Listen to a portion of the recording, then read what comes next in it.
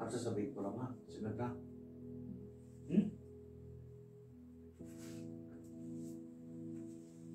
இயேசு தன்னை அறிமுகப்படுத்துகிறார்.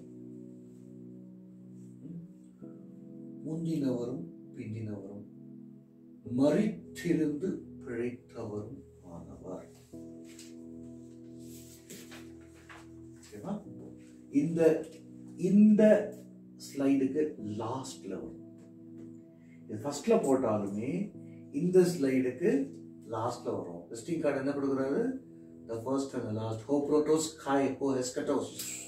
வேறுட்டே எடுத்து போட்டேன் இந்த கிரேக்கத்தை. எஸ்கட்டாலஜி அப்படின்னு சொன்னல, எஸ்கட்டோஸ் தான் லாஸ்ட். எஸ்கட்டாலஜி தான் லாஸ்ட் டேஸ்க்கான ஸ்டடி. புரியுதா? அதுக்காக the first and the last. It was the first and the last. I who died and came to life again. Empty tomb of Jerusalem. இதான் வந்துட்டு அவரோட விசிட்டிங் கார்டு. இதுக்கான அறிமுகப்படுத்துவதற்கான தியானத்துக்கு லாஸ்ட்ல வரும். லாஸ்ட்ல வந்தா புரியும் இந்த தியானத்துக்கு. ஓகேவா? மிகவும் உபத்திரவப்பட்ட சபை.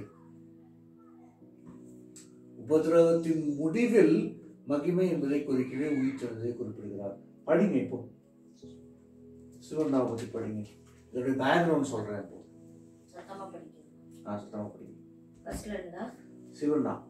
சிமிர்னா சபையின் தூதனுக்கு நீ எழுத வேண்டியது என்னவெனில், முந்தினவரும் பிந்தினவரும் மரித்தோரிலிருந்து பிழைத்தவருமானவர் சொல்கிறதாவது, உன் கிரியைகளையும் உன் உபத்திரவத்தையும் நீ ஐஸ்வர்யம் உள்ளவனாய் இருந்தும் உனக்கிருக்கிற தரித்திரத்தையும் தங்களை யூதர் என்று சொல்லியும் யூதர் இல்லாமல் சாத்தானுடைய கூட்டமாய் இருக்கிறவர்கள் செய்யும் தூஷணத்தையும் அறிந்திருக்கிறேன். நீ படப்போகிற பாடுகளை குறித்து எவ்வளவும் பயப்படாதே. இதோ நீங்கள் சோதிக்கப்படும் பொருட்டாக பிசாசானவன் உங்களில் சிலரை காவலில் போடுவான். 10 நாள் உபத்திரப்படுவீர்கள். ஆகிலும் நீ மரண பரியந்தம் உண்மையாயிரு. அப்பொழுது ஜீவ கிரீடத்தை உனக்கு தருவேன். ஆவியானவர் சபைகளுக்கு சொல்கிறதை காதுள்ளவன் கேட்க கடவன். ஜெயம் கொள்கிறவன் 2ஆம் மரணத்தினால் சேதப்படுவதில்லை என்று எழுது.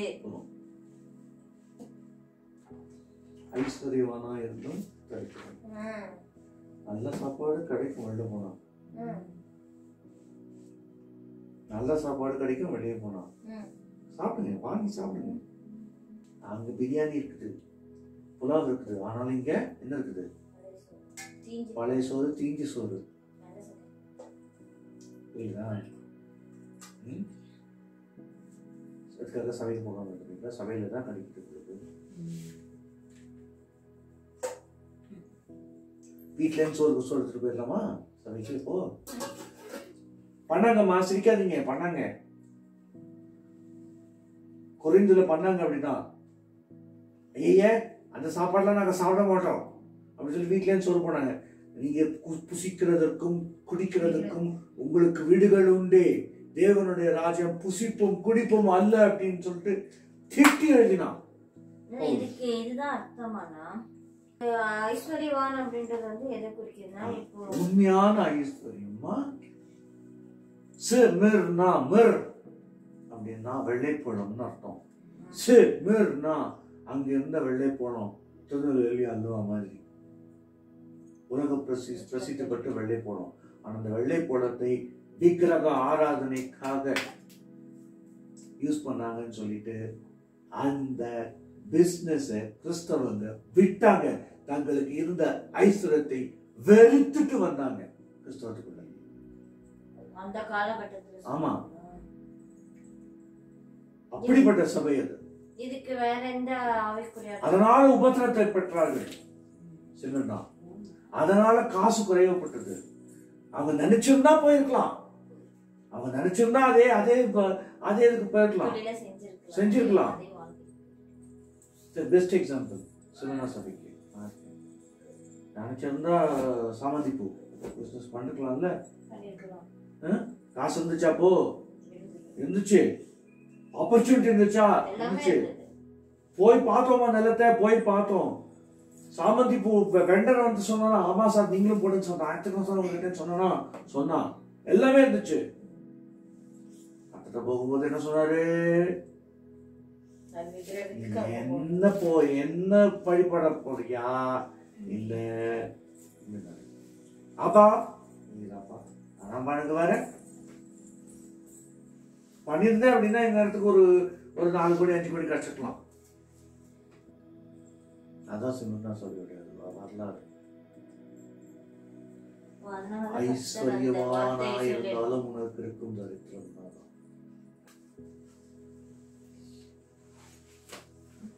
ஐஸ்வர்யம் இது உனக்கு இருக்கிற தரித்திரம் படிக்காதது. நீ படிக்க மாட்டேங்கிற. ஐஸ்வர்யம் இது.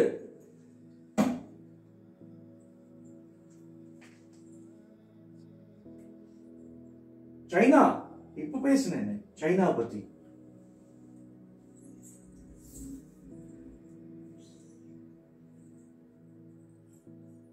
ஐஸ்வர்யம்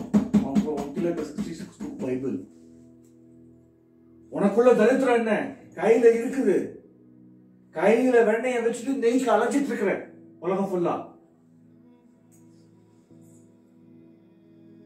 இதுதான் கான்டெக்ஸ்ட்.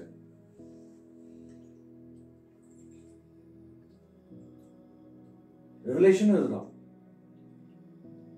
இப்போதுள்ள சபைக்கான ரெவலேஷன் இதுதான். You have so much of வேதத்திலே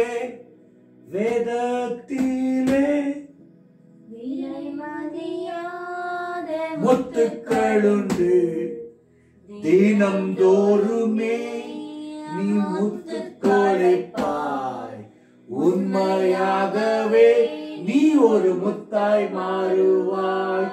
தினம்தோறுமே நான் முத்துக்கொடைப்பேன். உண்மையாகவே நான் ஒரு முத்தாய் மாறுவேன். Decision. This is a decision. Decision theology. தினந்தோறுமே நீ முத்து கொடுப்பாயின்னு மற்றவங்கள பாடாதீங்க, முதல்ல நீங்க பண்ணுங்க. தினந்தோறும் முத்து குளிங்க இந்த வேதத்தை. இந்த ஐஸ்வர்யத்தை இருந்து தரித்திரனா ஏன் இருக்கிற?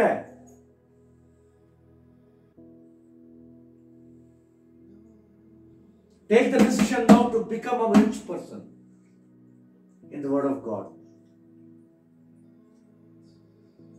This decision has to be put into force only by you. நீங்க மட்டும் தான் பண்ண முடியும்.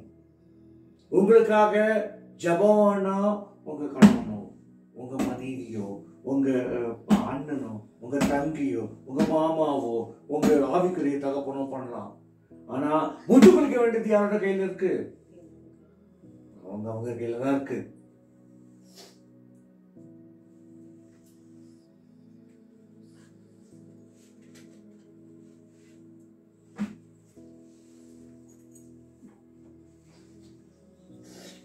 Context and revelation.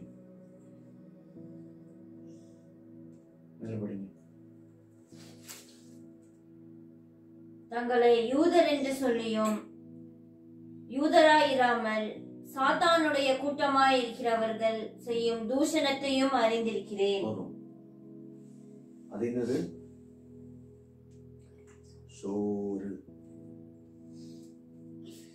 சோரா, கருகின சோறு. கரெக்டா? சாப்பிட முடியாத சோறு, பார்க்கறதுக்கே அருவருப்பா இருக்கு. கரெக்டா? முதல்ல சொன்னதப்ப சோறு தப்பாயிடுது இல்ல, டேஸ்ட்லாம் வரும்போது தப்பாயிடுது இல்ல. தங்களை யூதர் என்று சொல்லியும் தங்களை சோறு என்று காண்பித்தோம். யூதர் அல்லாதவர்கள் சோறுனா சாப்பிடக்கூடியது தானே. நம்ம சாதம் அப்படின்னு சொன்னா சாப்பிடக்கூடியது தானே. யூதர் என்று சொல்லியும் சாதம் என்று சொல்லியும் கருகினதா இருக்குதே.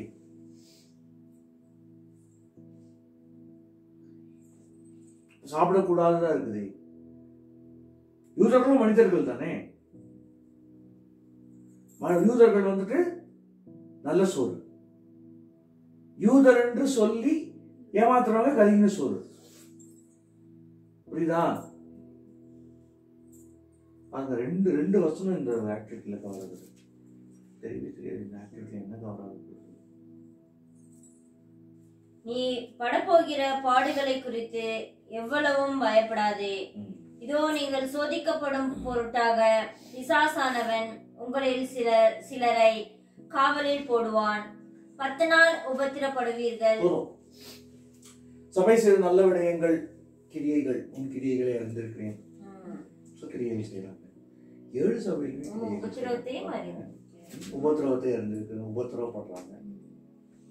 எப்படிப்பட்ட உபத்திரவம் சொல்லி கொடுத்துறேன். கிரியைகளை அறிந்திருக்கிறேன் சொல்லி கொடுத்துறது என்ன கிரியைகளை அறிந்திருக்கிறேன் அப்படின்னு சொல்ற. அதுல எல்லாமே நல்ல கிரியைகளா இல்லல்ல. நல்ல கிரியையும் இருக்கு, கெட்ட கிரியையும். கிரியைகள் இருக்குதானா?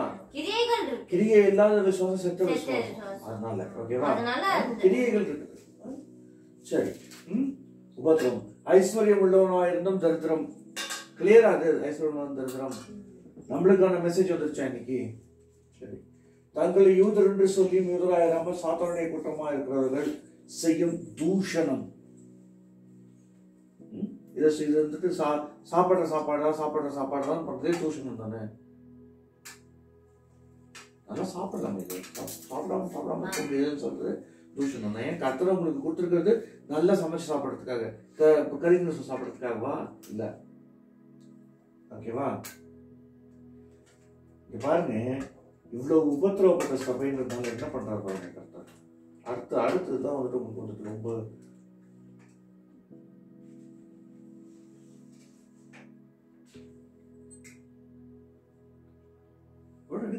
எடுக்கிறோம். நான் அடுத்து போயிருமா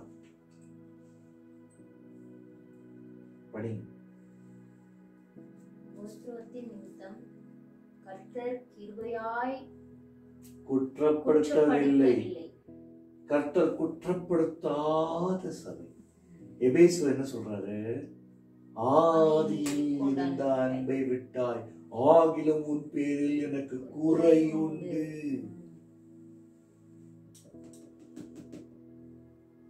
உபத்திரவத்துல இருக்கீங்கன்னா ஒன்னு புடிச்சுக்கங்க, கர்த்தருடைய கிருபை ஜாஸ்தியா இருக்கும். உபத்திரவப்படுறீங்கன்னா முதல்ல புரிஞ்சுக்கங்க, கர்த்தருடைய கிருபை உங்களை சூழ்ந்து இருக்கிறது. உங்களால் தாங்க முடியாத எந்த ஒரு உபத்திரத்தையும் கர்த்தர் கொடுக்க மாட்டார். உபத்திரத்தின் ஊடாக தான் நீங்க வந்துட்டு பரலோகத்தை போய் சேர முடியும்.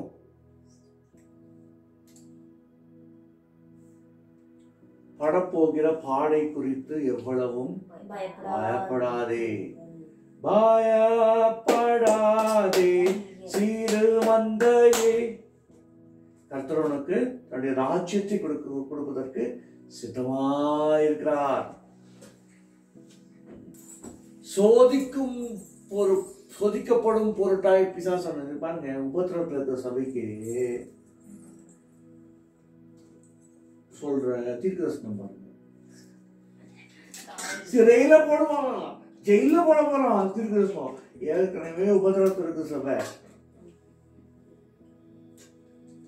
அங்கேயும் பாருங்க, சோதிக்கப்படும் பொருட்டாய் கர்த்தர் சோதித்தருகிறார்.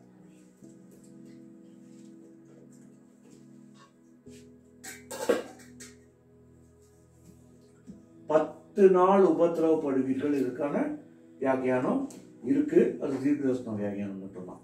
இது வந்துட்டு எல்லா சபைக்கான வியாக்கியானம் கிடையாது. தீர்க்கதரிசன பார்வைக்கான வியாக்கியானம் மட்டும்தான் இருக்கு. அது அர்த்தத்துல சபை செய்ய வேண்டியது மரண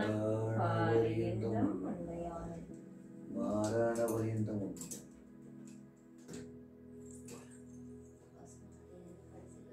பாருங்க, இதுல என்ன சொல்றாரு அப்படின்னா, உபத்திரவம், காவல், மரணம். இந்த சபையை பொறுத்த வரைக்கும், இந்த சபையில வந்துட்டு மைனஸ் வந்துருக்கலாம். ஆனா கர்த்தர் கிருபையாய் குற்றப்படுத்தல. நடிக்கிறவர்கள் தூஷணத்தையும் அறிந்திருக்கிறேன். எல்லாருமே இல்ல, ஒரு சிலர் யூதராய் காண்பித்துக் கொள்கிறவர் மத்தியில் நீங்க இருக்கிறீங்கன்னு சொல்றாரு. நெகட்டிவ் வந்து இதுல நெகட்டிவ் இல்ல, நெகட்டிவே கிடையாது. சபையில நெகட்டிவ் இது நெகட்டிவ் இல்ல. ஓகேவா? ஜீவக்கிரீடத்தை கொடுங்க. பாருங்க, மரண பரியந்தம் மரணம் உனக்கு நடக்குது. மரணம் உனக்கு நடக்குது. இரண்டாம் மரணத்தால் ஜெயம் கொள்கிறவன் இரண்டாம் மரணத்தினால் சோதிக்கப்படுவதில்லை. சரி, சேதப்படுவதில்லைன்னா நித்திய ஜீவன் தான் உனக்கு 100% முத்திரை. அத ஜீவ கிரீடத்தை கொடுத்துறாருல. ஃபர்ஸ்ட் வந்து ஜீவ கனியை தான் கொடுக்கறாரு. நீ சாப்பிட்டு வந்துட்டு கனி தான் கொடுக்கற, ஜீவ கனியை தான் கொடுக்கறன்னு சொல்றாரு. ஜீவ விருட்சத்தின் கனி பேசவி. கனி மட்டும் தான் சொல்றாரு. நான் சொல்றேன், நான் கம்பேரிட்டிவ். ஓகே, அதுல ஜீவ விருட்சத்தின் கனி மட்டும் கொடுக்கறாரு. இல்ல, கிரீடத்தையும் கொடுத்துறாரு. ஓ, உங்களுக்கு கர்த்தர் என்ன கொடுக்கணும்? எனக்கு ஜீவ கிரீடம்னு ஒருத்தன் சொல்லுவான். ஜீவ கிரீடம் வேணும் எனக்கு உடனே சொல்லுவான். ஒவ்வொருத்தரும் பட்டாலும் ஜீவ கிரீடம் கிடைக்கும் இல்லையா? எல்லாத்துக்கும் ஒரு குவாலிஃபிகேஷன் வச்சிருக்கிறாருல கர்த்தர். ஒவ்வொருத்தரும் ஜீவ கிரீடம் கிடையாது, கிடைக்காது. ஒரு ஆசிரியருக்கு முன்னாடி எப்படி ஒரு கட்டல அந்த பேப்பர் கூட சொல்றாரு, அந்த பேப்பர் எடுறேன். ஒவ்வொருத்தரும் படாம ஜீவாவோட கிரீடம்னா கிடைக்கும், ஜீவ கிரீடம் கிடைக்கும். ஏய்,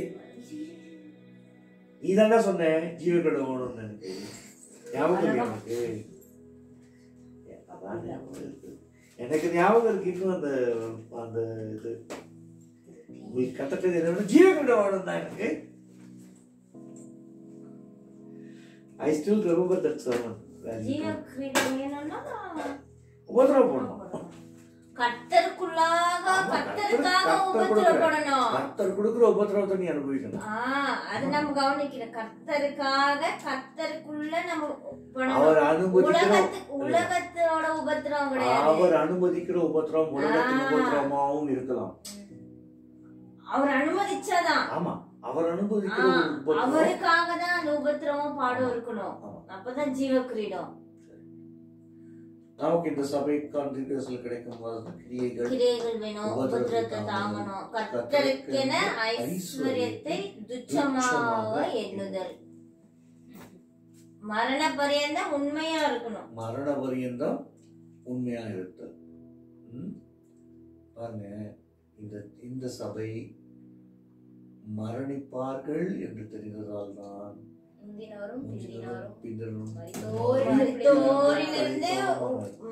மரித்திருந்தும் பிழைத்தவருமானவர் அப்படின்னு சொல்றாரு. இந்த சபைக்கு ஏற்பட போகும் பிரச்சனைகள் ரொம்ப அலாதியானது அப்படின்னு தெரிஞ்சதுனாலதான் மரித்திருந்தும் பிழைத்தவருமானவர்.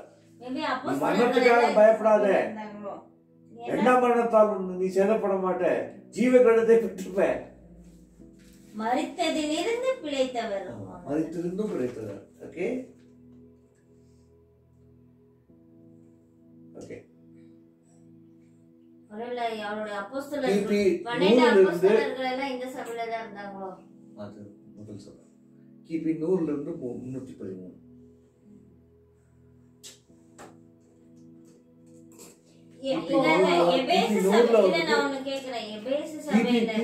எழுதப்பட்டது இந்த தீர்க்கதரிசன புஸ்தகம். 90 இருந்து 100 நடுவில் எழுதப்பட்டது தீர்க்கதரிசன புஸ்தகம். இப்போ இத வச்சு பாக்குறப்ப எப்படின்னா இந்த காலகட்டத்தை மட்டும் தான் சபைகள் இருந்திருக்கு. இல்ல, 10 சபை அப்போ இல்ல. அதுதான்மா, 7 சபையுமே வந்துட்டு யோவான் இருந்த போதே இருந்த சபைகள் தான். ஓகேவா? ஆனா இந்த பார்வையில இந்த காலகட்டத்துல இருந்ததாக இருக்கு. ஆமா, இது வந்துட்டு இந்த பார்வையில அதாவது சோறு, இது கருகின சோறு, இது வெள்ளை சோறு அப்படின்னு சொல்ற மாதிரி. புரியுதா?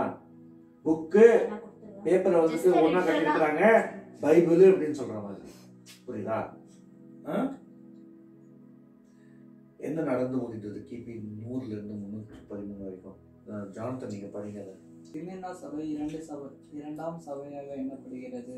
மிகுந்த உபத்திரவத்தில் இருந்த சபை 10 நாட்கள் உபத்திரவம், 10 கால நிலைகளில் ரோம பேரரசால் சபைக்கு ஏற்பட்ட உபத்திரவங்கள்.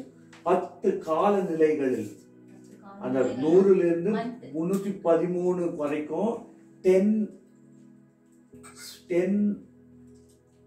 stages of persecution.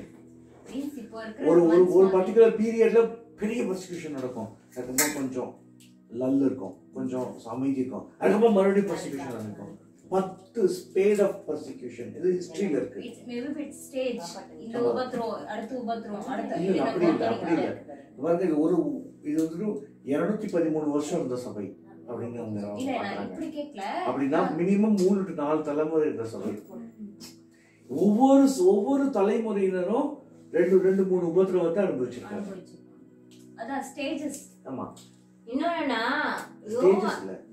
ஸ்டேஜஸ் இல்ல, it is 10 times persecution was severe.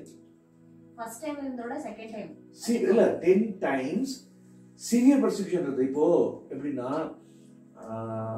நம்ம சொல்றோம்ல இப்போ வந்துட்டு ரைஸோட ஹார்வெஸ்ட் டைம் இப்போ ஜனவரி அப்படின்னும், ஓகேவா? நடுவுல ஜூலைல ஒரு ஹார்வெஸ்ட் டைம் வருது இல்லையா? 2 ஹார்வெஸ்ட் டைம் வருது. விண்டர்ல ஹார்வெஸ்ட் டைம் வருது இல்லை ரைஸ்க்கு. ஏன் விளையாது அப்படிங்கிறோம், பனியில கொட்டிடுது விளையாது அப்படிங்கிறோம். அந்த மாதிரி இந்த சபைக்கு 10 கால நிலைகளில் பர்சிக்யூஷன் நடந்தது. சிவியரிட்டியில எது பெருசு எது சின்னது அப்படி கிடையாது. ஃபர்ஸ்ட் வந்து கொஞ்சம் சிவியரா இருந்துச்சு, அப்புறமா செகண்ட் வந்து இன்னும் சிவியரா, அப்படி இல்லை. 10 காலநிலைகளில் அவர்களுக்கு இது history, this is church history, அவங்களுக்கு பர்சிக்யூஷன் இருந்தது. ஓகேங்களா? சரி. ஆராதனைக்கு இடமில்லாத விசுவாசிகளின் வீட்டில் ஆராதனையை ரகசியமாக நடத்திய சபைகளில் ஒன்று. சபைகள் இருந்தே போக மாட்டேங்கிறேன், நீயே நான் குற்றப்படுத்திக்கிறேன், நான் ஏன் மற்றவங்க குற்றப்படுத்துறேன். ஆராதனைக்கு இடமில்லாது ஆராதிக்க, கை கோர்த்து ஜெபிக்கிறதுக்கு ஆள் இருக்குது, போய் சபையில போய் பிரசங்கத்தை கேட்க முடியுது, போறீங்களா? நான் போறது இல்லையே. ஏன்? எங்க அப்பனே சபையினர் உண்மையாக இருந்ததால் ரோமபெரசின் ராஜமாதா வரைக்கும், ஹெலன் வரைக்கும் சுவிசேஷம் கடத்தப்பட்டது. யாரு ரோமபெரசின் ராஜமாதா ஹெலன் பார்த்தோம்னா கான்ஸ்டன்டினோட அம்மா. கான்ஸ்டன்டின் அப்படின்னு ஒரு ரோமபேரசர் இருந்தார். அவருடைய அம்மா ரகசிய கிறிஸ்தவராக இருந்தாங்க. அவங்க காலத்துலதான் ரொம்ப கிறிஸ்தவர்கள் நொறுக்கப்பட்டாங்க. கான்ஸ்டன்டின் ஒரு போருக்கு போகும்பொழுது என்டோ விட்டோ அப்படின்னு சொல்லிட்டு அவருடைய கனவுல வந்துட்டு சிலுவையை காண்றாரு. இந்த சிலுவை வச்சு ஜெயித்துடு அப்படின்னு அந்த கனவுல காண்றாரு. உடனே வந்துட்டு அவங்களுடைய ஆயுதங்கள் எல்லாத்தையும் சிலுவையை போடுறாங்க. சிலுவையை போட்டு அந்த வாரை ஜெயிக்கிறாங்க. வார் ஜெயிச்சுட்டு அந்த போரை ஜெயிச்சுட்டு வீட்டுக்கு போகும்போது அவங்க அம்மா இந்த மாதிரி நடந்ததுமா அப்படின்னு சொல்றான். அது வேற யாரும் இல்லடா, நான் வழிபடுற இயேசுடா அப்படின்னதுக்கு அப்புறமா அந்த இயேசுவை கான்ஸ்டன்டின் ஏற்றுக்கொண்டு அதன் மூலம் உருவான சபைதான் ரோமன் கத்தோலிக்க. அதுதான் கேத்தலிக் அப்படின்னா சர்வதேசம் அப்படின்னு அர்த்தம். சர்வதேச சபையாக உருவானது எதுக்கு அப்புறமா? உபத்திரவத்தின் ஊடாக மரண பரியந்தம் உண்மையாக இருந்த சபையினால்.